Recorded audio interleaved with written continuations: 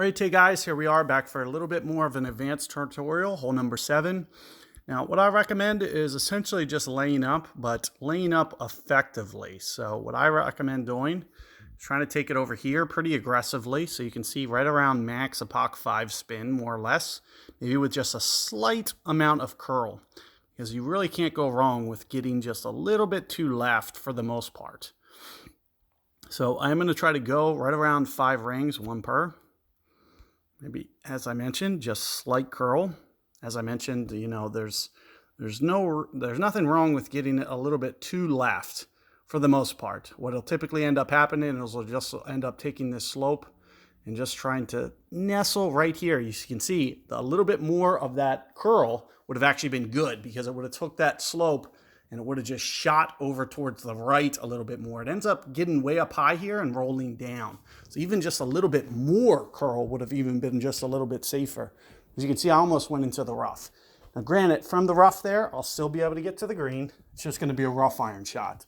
So it's not the end of the world. You do wanna kind of get aggressive like I did. You can see that I tried to get it up there towards the edge. That's one of the things that I recommend, especially with the more advanced bags. You know, it's lower risk that you're going to run through.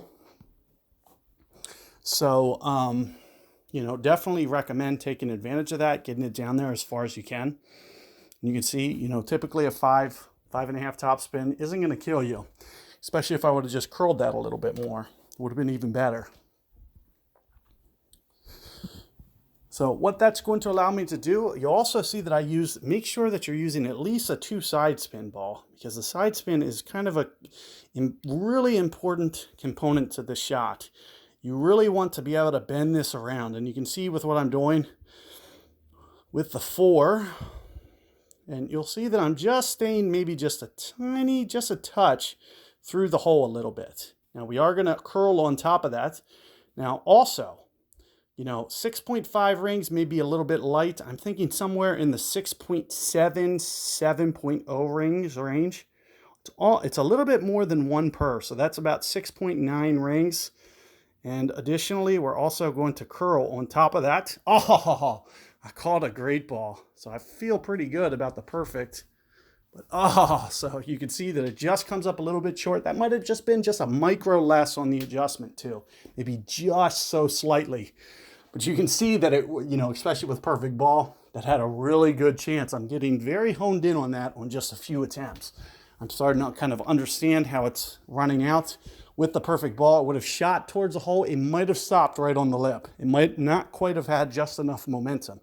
So you may want to just put that ball guide just a little bit more through the hole, but you are going to want a little bit of that curl, just like I'm doing, to get around. As you can see, when that ball guide's pointed to the left, it's not going to quite get over to the right enough. So make sure that you do that. As I mentioned, very good opportunity for you guys to hold out from over there. Much easier than this shot here. So that's what I recommend doing. Pretty much no acceptable time to go this way. It is still makeable this way, but it is a harder hole out. So that's why we're going to go to the other side. Just make sure, you know, as you saw what I did, if I would have went 7.0, 7.1 rings, probably would have been spot on. So keep that in mind. Good luck, and I'll see you guys on the next one.